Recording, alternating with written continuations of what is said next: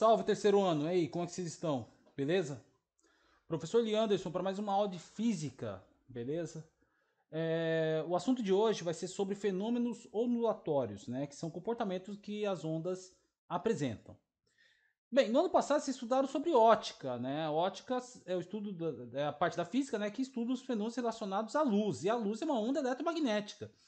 Então, na verdade, o que acontece? Todos os fenômenos que nós vamos discutir aqui nesta aula já foram vistos em ótica no ano passado. Então, não vai ser uma aula estranha a vocês. Tranquilo? Mas que fenômenos são esses, né? É, Nós iremos estudar basicamente esses 5 fenômenos, tá? Reflexão, refração, difração, polarização e interferência. Eu vou dividir essa aula em duas, sendo que essa primeira parte eu vou falar sobre reflexão, refração e difração, e os outros dois fenômenos eu falarei na próxima aula. Tranquilo? Então vamos começar com a reflexão. O que é reflexão, galera? Reflexão é quando encontra um obstáculo, ok? Encontra um obstáculo e o obstáculo ele rebate essa onda, né? Então seria algo mais ou menos desse jeito aqui, ó. A onda, ela vai com a velocidade v em direção ao obstáculo, o obstáculo rebate, né, e retorna com a mesma velocidade v.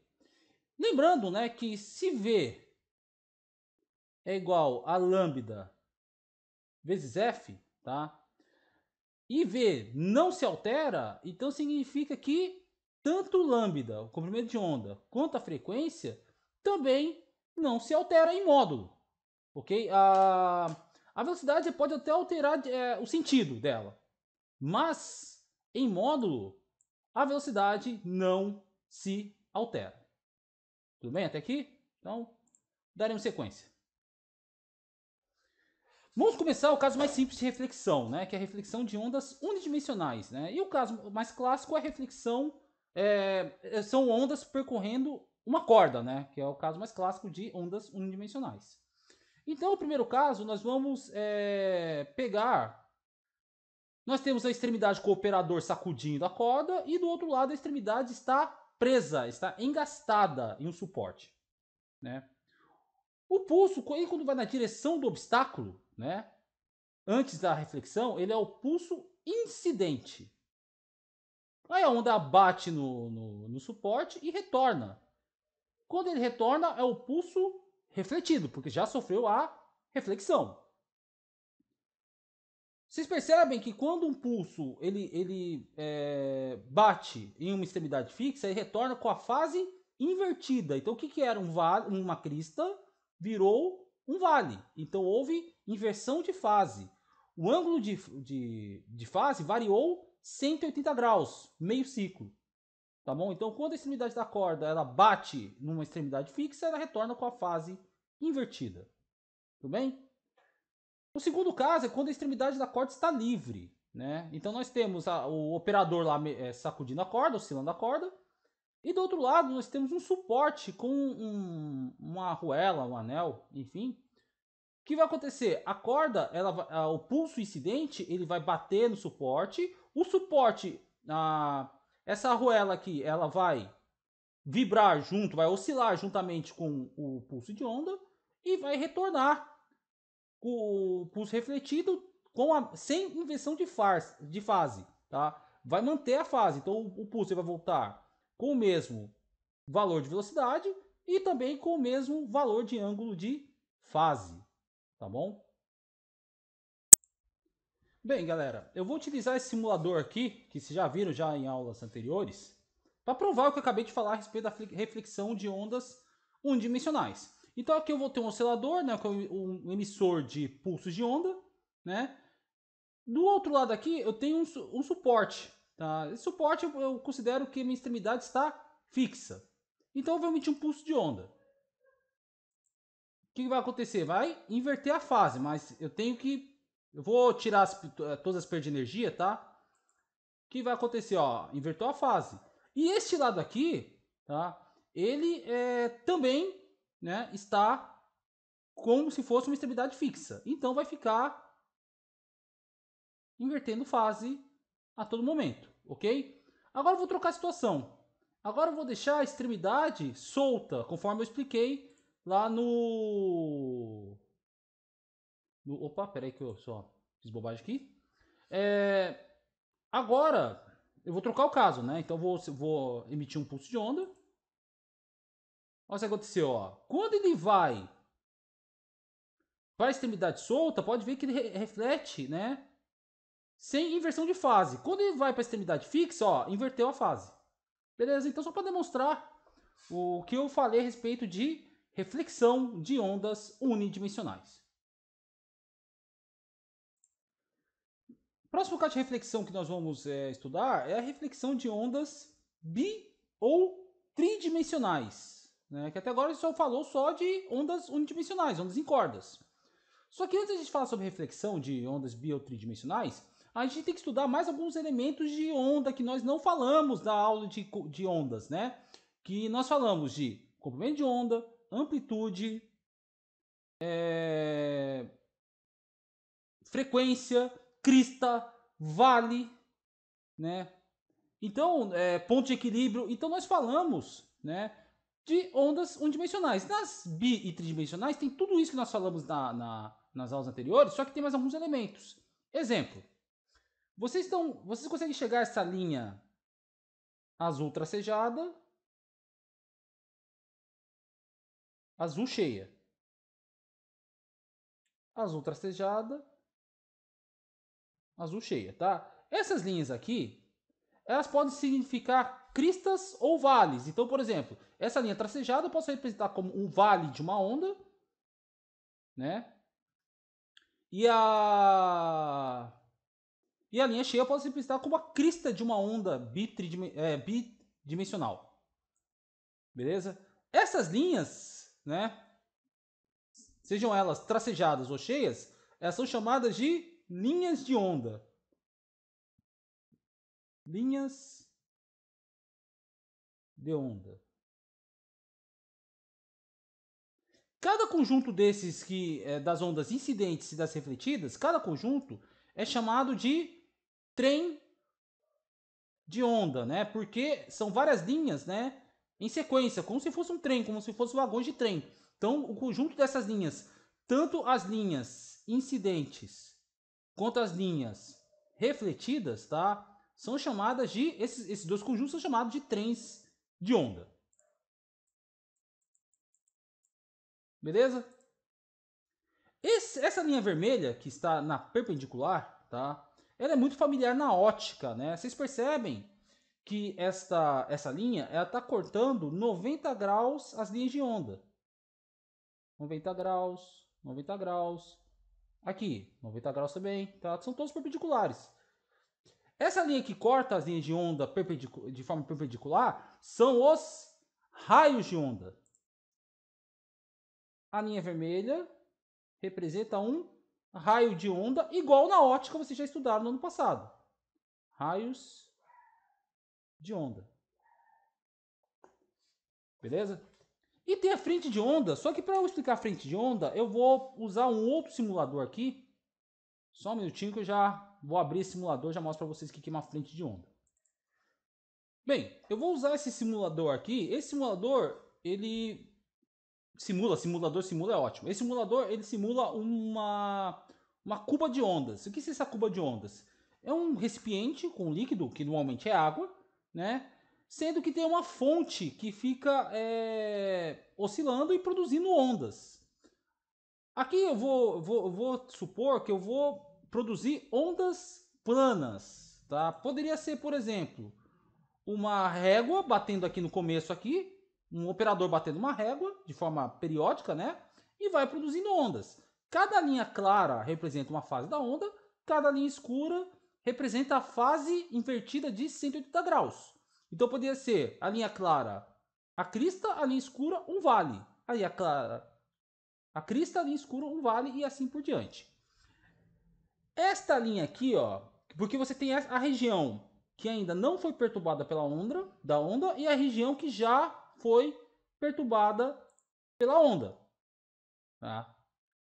Essa primeira linha aqui que separa a região não perturbada para a região já perturbada é chamada de frente de onda.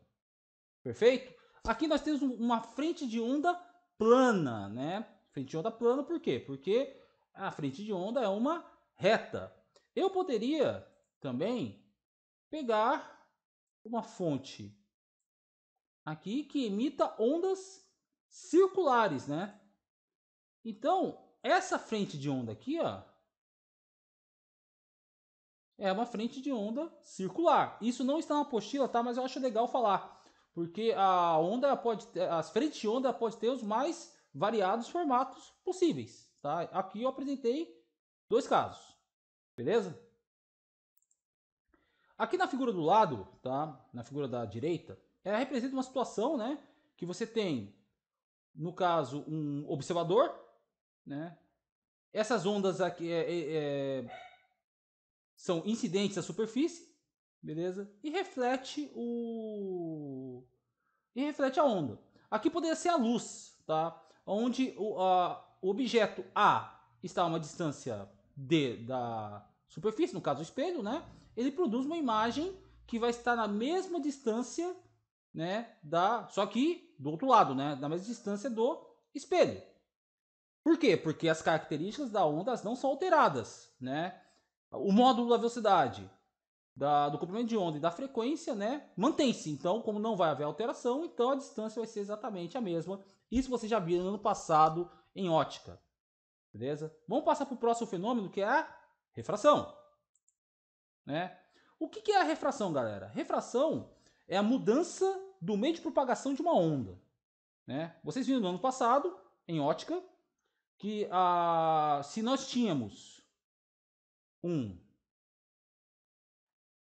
dióptro, né, que é uma fronteira, né, entre dois meios, né? Vamos supor que esses dois meios sejam ar e água, né? Aí você vem um raio de onda aqui, né? Um raio de onda aqui. Você tem a reta normal, a superfície. Como vai haver alteração de velocidade, né? No caso aqui, na água, tá? A velocidade da luz é mais lenta. Vou explicar depois o porquê, tá?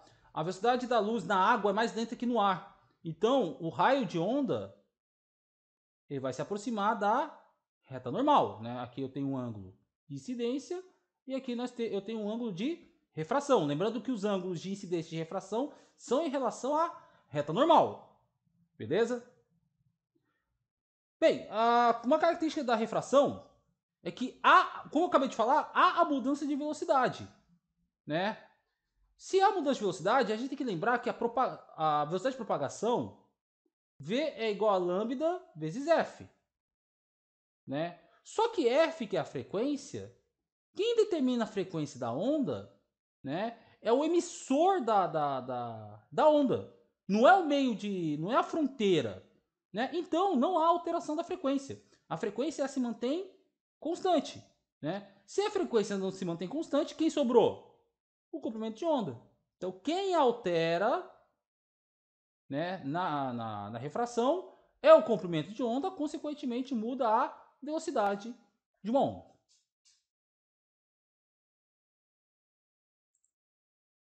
Similar à reflexão, nós vamos começar pela refração de ondas que propagam em apenas uma dimensão, que é ondas unidimensionais, caso clássico, ondas em cordas. Tá? Só que antes de eu falar sobre refração de ondas em cordas, lá na primeira aula sobre ondas, eu falei de ondas em cordas, tá? E tinha essa fórmula aqui, que é a fórmula de Taylor, ou relação de Taylor, né? Que a velocidade de uma corda é a raiz da tração dividido pela densidade linear da corda, tá? Então a velocidade depende da força, né? Que faz essa corda oscilar e da densidade linear da corda. Poxa, professor, mas que raios é a densidade linear? Densidade linear é a relação entre massa e comprimento da corda.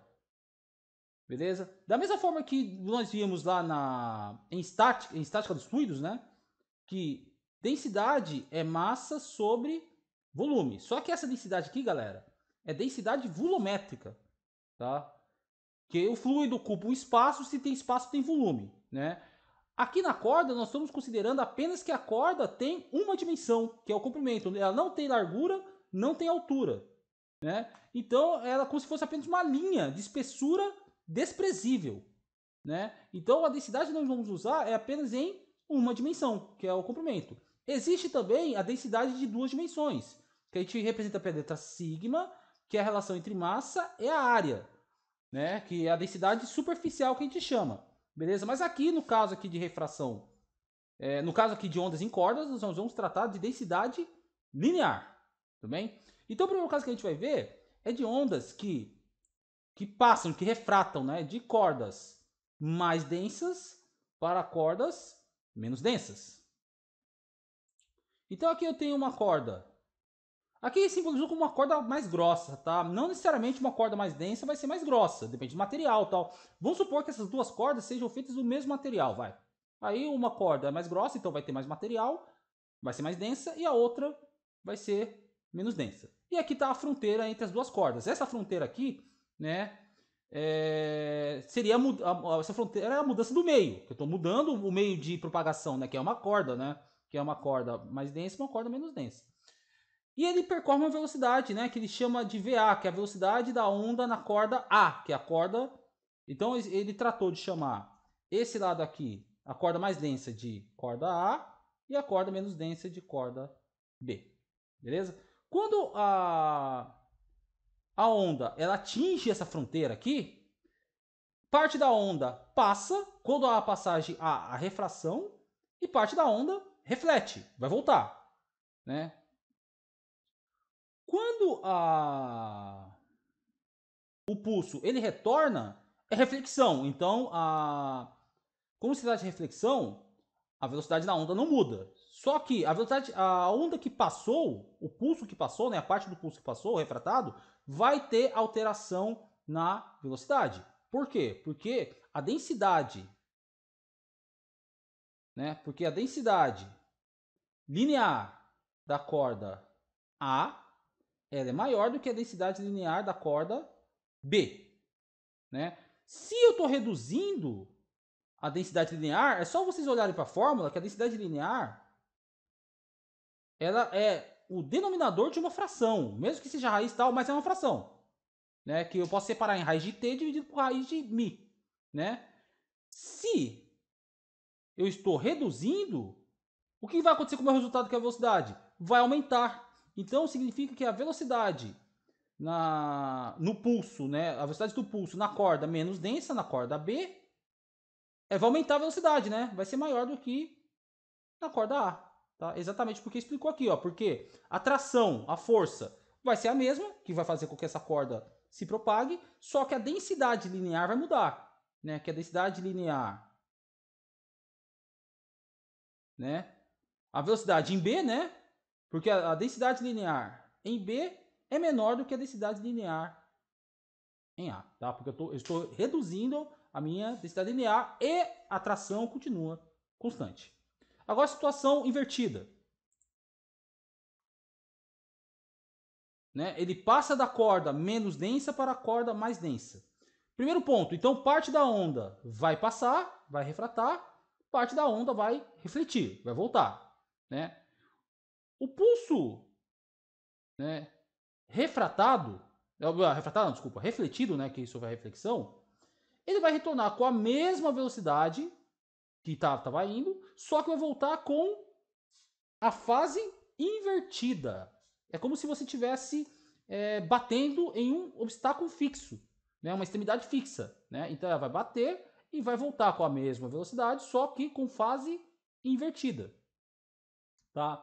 E a parte que passou, ela vai passar com uma velocidade diferente, porque mudou o meio, né? Mudou o meio, né? Porque a densidade.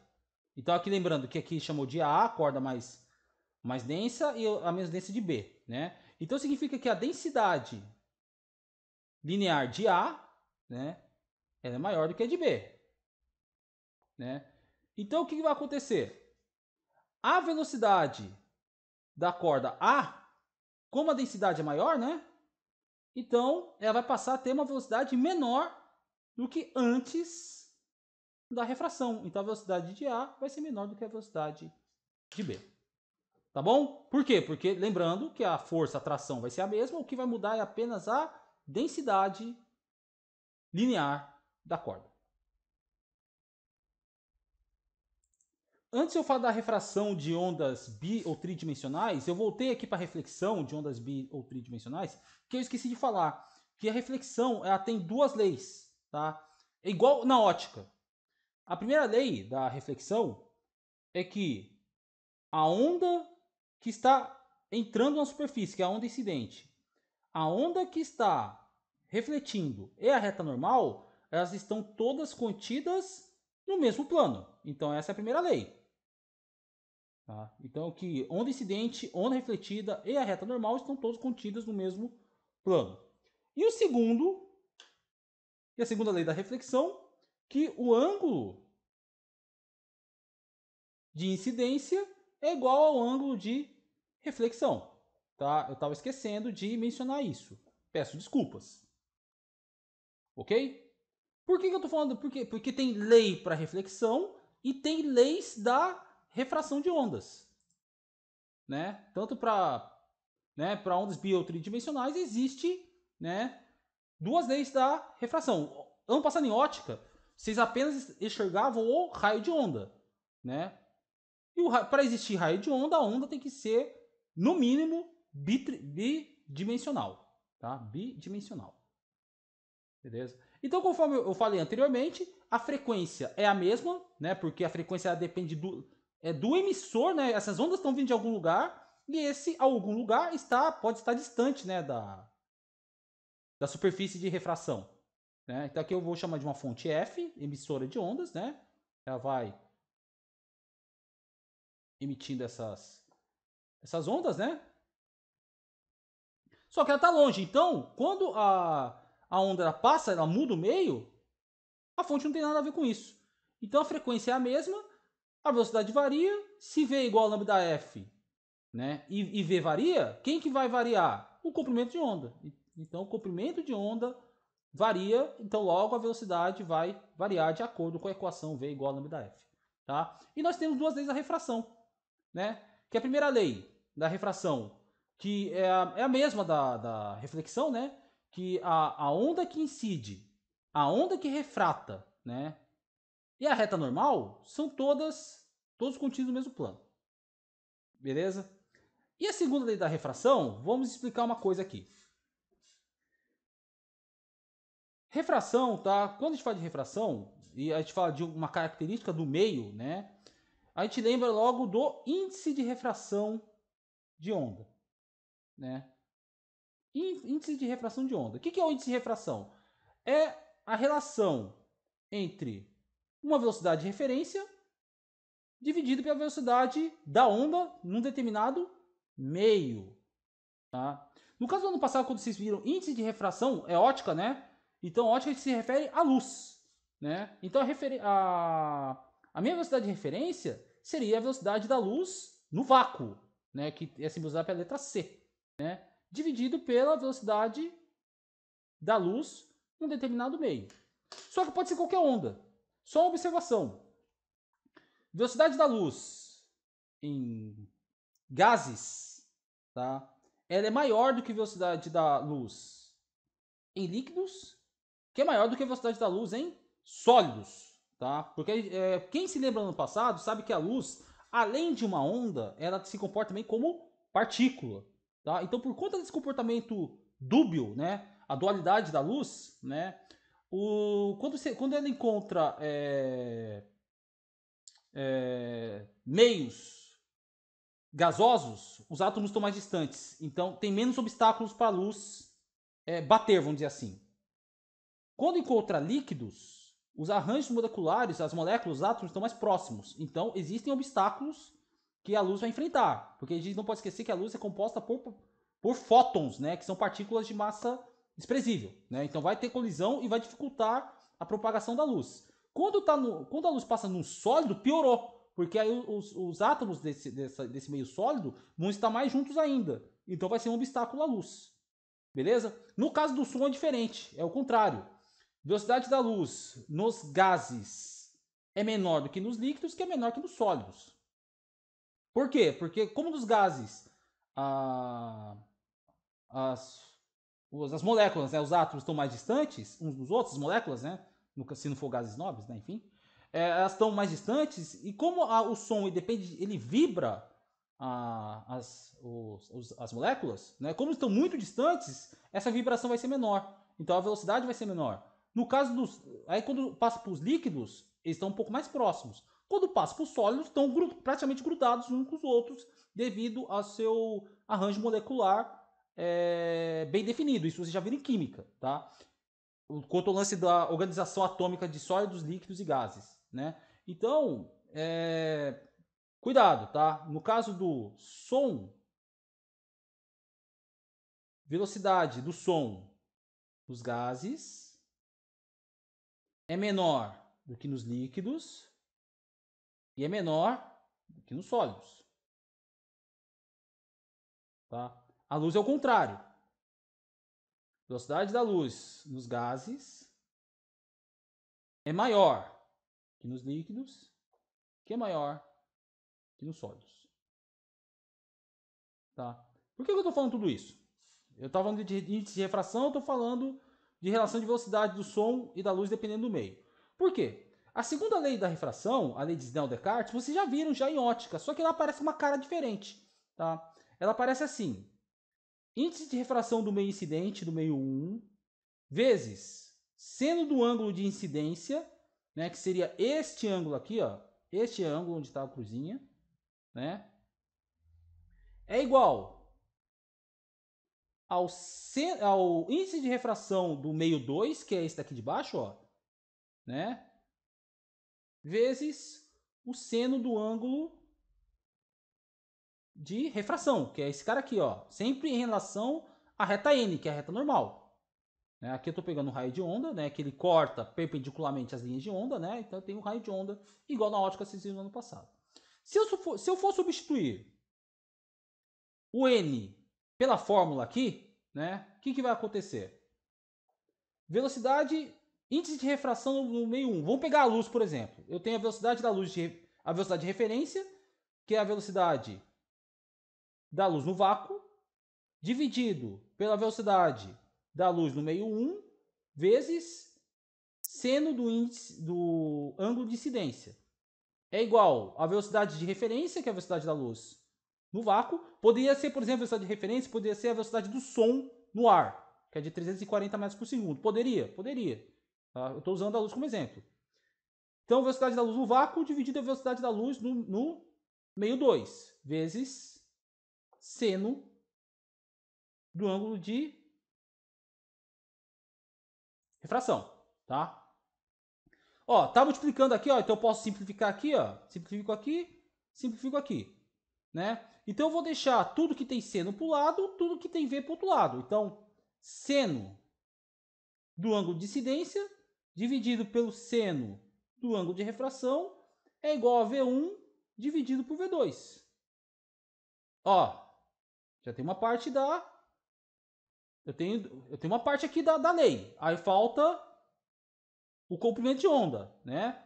O que o comprimento de onda tem a ver com isso? Porque se V1, eu vou escrever aqui no canto superior direito, se V1 é lambda 1 vezes f de 1, só que f de 1 é igual a f de 2. Lembra que eu falei?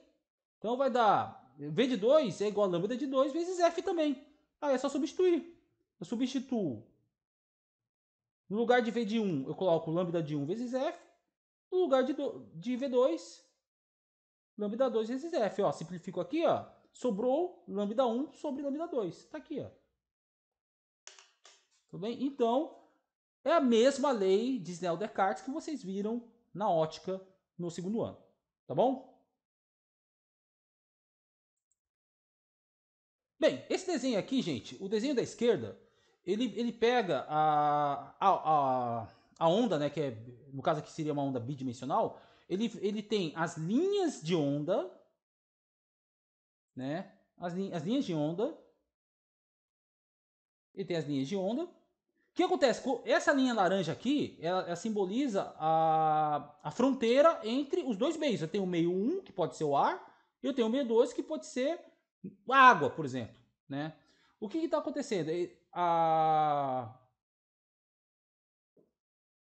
está mudando o meio. Ó, pode ver ó, que o raio de onda, que está cortando 90 graus, né, as linhas de onda, ó, pode ver que mudou a direção e o sentido. Então, se mudou a direção e o sentido do raio de onda, as linhas de onda também vão mudar, porque tem que manter o ângulo de 90 graus entre a linha e o raio de onda. Né? Nesse caso aqui, como está se aproximando da reta normal, significa tá diminuindo o ângulo, tá diminuindo o seno do ângulo, né, que entre 0 e 90 graus, se você for de 0 até 90, o valor do seno aumenta, né? Então está reduzindo a velocidade. Tá bom? Então aqui nesse caso está havendo a redução da velocidade. Aqui pode ser, por exemplo, a luz. Tá? Se fosse o som, estivesse saindo do ar e indo para a água, esse raio de onda aqui, o verde, estaria afastando da reta normal. Aqui tá se aproximando. Tudo bem? Porque o comportamento do som, né, na mudança de estado físico, né, é diferente do comportamento da luz. Esse desenho aqui da direita, tá? É um exemplo prático de refração de ondas. Bem, aqui tem o mar. Tá? Aqui tem as ondas no mar. Lá no começo do curso de ondulatória, né, quando a gente começou a ver ondas, eu falei que ondas transportam apenas matéria e não energia. E poderia surgir a seguinte pergunta: pô, professor, como é que a onda então transporta um surfista, já que você está falando que onda não transporta matéria? Porque ocorre o seguinte: vamos supor que eu tenho aqui a onda aqui, as ondas, né? E aqui eu tenho a profundidade aqui do mar. E aqui seria a superfície, tá? O beira-mar que a gente chama, né? Superfície.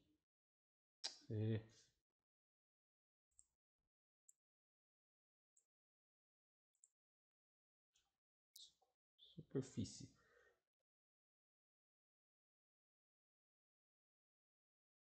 Tá? Lá no alto mar, eu tenho uma profundidade H, que é bem maior do que a velocidade, que a profundidade aqui próximo à superfície, né? E aqui eu tenho as ondas. À medida que a altura, essa profundidade aqui for reduzido, está alterando as características do meio de propagação, que no caso seria a água, né? O meio de propagação é a água, só que à medida que a superfície for à medida que a profundidade for reduzindo, vai alterando essa característica do meio. Então, como se eu estivesse mudando de meio a todo momento, né? Quando a onda ela chega a um determinado ponto, no ponto de arrebentação, vamos supor que seja aqui, ó. Nesse ponto aqui seria o ponto de arrebentação. Né? As ondas elas têm mudança nas características, tá? Elas deixam de ser ondas. Por quê? Porque se eu pego uma onda individual, todos os pontos da onda têm que ter a mesma velocidade. Todos. A crista, esse ponto aqui, todos os pontos têm que ter a mesma velocidade. Tá? Quando ela chega próximo à superfície, à medida que vai diminuindo a profundidade, vai se criando uma espécie de arrasto, força de atrito. Né? Então, quando a onda chega na região de arrebentação, a crista da onda, que é a parte de cima, ela vai ter velocidade maior do que a parte de baixo, que está mais perto da superfície, que está sujeita a esse arrasto, que eu vou ter uma força de arrasto aqui para trás. O que acontece com a parte de cima, que está com a velocidade maior? Vai quebrar. Aí deixa de ser onda. Né? E aí passa, por questão de colisão, de uma massa, né, de água que está se colidindo, entre aspas, com o surfista, ele consegue arrastar o surfista. Mas você pode ver que quando o surfista está numa região fora de arrebentação, a onda passa pelo surfista e o surfista fica no mesmo lugar, tá bom? E o último fenômeno que nós vamos ver nessa parte aqui é a difração, tá? Difração de uma onda. Pessoal, difração, como está falando aí no slide, é a capacidade da onda contornar fendas ou obstáculos, né? Não é simplesmente isso, tá? Ele passa essa fenda de obstáculo e muda o formato desta onda. Né? Eu vou voltar lá para o simulador de curva de onda, vocês vão entender o que eu vou falar. Bem, aqui eu vou simular uma situação que a onda ela vai vir daqui de cima, né? E ela vai tentar passar por essa fenda aqui, ó. Aqui é uma fenda, né? Um buraco, né? E aqui tem a barreira aqui, né? Que forma essa fenda aqui. Observe o que vai acontecer. Uma onda plana. Vem a onda, passa pela fenda, né? E pode ver que há a mudança do formato da frente de onda, tá? O formato da frente de onda, que era plano, passou a ser circular. Tudo bem? Passou a ser circular. Mas, na verdade, a difração ela só faz isso. Ela muda o formato da onda. Só que não muda velocidade, não muda frequência, não muda o comprimento de onda, tá? Se você for pegar uma trena tal, e medir a distância entre duas linhas amarelas, né, que seria a distância de um comprimento de onda, né, depois de passar a fenda, o comprimento de onda vai ser o mesmo de antes. Então o comprimento de onda é o mesmo. A frequência, né, que a equação é V é igual a lambda F, frequência tem a ver lá com a fonte emissora, que está vindo lá de cima. Né? Então, quando a onda ela passa, ela não influencia na fonte emissora de ondas. Então, a frequência continua a mesma coisa. Logo, a velocidade depois que passou nessa fenda vai ser a mesma também. Né? A única coisa que vai acontecer, eu vou explicar aqui já, aqui seria o experimento de fenda simples. Agora eu vou pegar um de fenda dupla. Deixa eu baixar aqui. Ó, pode ver que tem duas fendas aqui, ó. Tá? Duas fendas. Eu vou rolar a onda aqui. O que vai acontecer? A onda, ó, ela vai passar pelas duas fendas. Só que o que ocorre? Cada fenda ela vai funcionar como se fosse uma fonte secundária de ondas. Porque você tem a primária, que é a fonte original, que está lá longe, né? E quando passa pela fenda, é uma nova fonte de ondas. Como eu tenho duas fendas, tá? Uma do lado da outra, né? Então cada uma vai produzir cada um vai produzir ondas, né? Suas próprias ondas. Só que uma onda começa as ondas que saem da fenda da esquerda batem com as ondas que saem da fenda da direita, gerando essas linhas que são umas mais visíveis e outras, ó, pode ver que não tem nada aqui, ó. Esse fenômeno aqui é chamado de interferência, que a gente vai ver na próxima aula, né? As linhas mais claras são interferências que somam, onde as ondas se somam, né? Que é a interferência construtiva. E essas linhas pretas aqui, onde não tem nada, é onde as ondas se anulam, que é a interferência destrutiva, tá bom? A condição para que a difração ocorra, né? O comprimento de onda dessa onda que vai passar pela fenda, né? Ela tem que ser muito maior, mas muito maior do que a distância da fenda, tá? Por isso que quando você está, por exemplo, vamos supor que eu estou falando, eu saio da sala, eu fecho todas as portas e janelas da sala e eu começo a falar alto no pátio da escola. Imagina essa situação, né? Vocês vão conseguir me escutar. Vocês vão conseguir me escutar por quê? Porque o comprimento de onda do som, que no caso eu estou falando, ele é muito maior do que as fendas, né? Os obstáculos. Os obstáculos, às vezes a porta está fechada, mas tem uma fenda bem pequenininha. vocês conseguem me escutar. Só que vocês não conseguem me ver. Porque no caso da luz, né, o comprimento de onda da luz é muito menor do que o tamanho da fenda. Porque qualquer fenda que tiver está na ordem de milímetros, né? Qualquer fenda que há nas janelas, nas portas, tal. E o comprimento de onda da luz visível, ele está entre 450 nanômetros a 750 nanômetros. Então, o comprimento de onda da luz, ele é muito menor do que qualquer fenda que você encontra na escola lá, né? Por isso que a luz não passa, vocês não conseguem me enxergar se eu estiver pro lado de fora da sala falando com vocês. Beleza, meninos? Então, essa foi a aula da primeira parte sobre fenômenos ondulatórios, tá? E a próxima aula, próximo vídeo, eu vou falar sobre interferência e polarização de ondas. Ok? Meninos, obrigado pela atenção. Cuidem-se e até o próximo vídeo. Ah, e um detalhe, desculpa se não está aparecendo minha imagem, tá? Que eu tive um probleminha com o meu editor de vídeo e eu tive que gravar diretamente do PowerPoint, que não dá para emitir imagens. Até o próximo vídeo eu devo corrigir isso, tá bom? Um abraço a todos, cuide-se e até a próxima. Bye!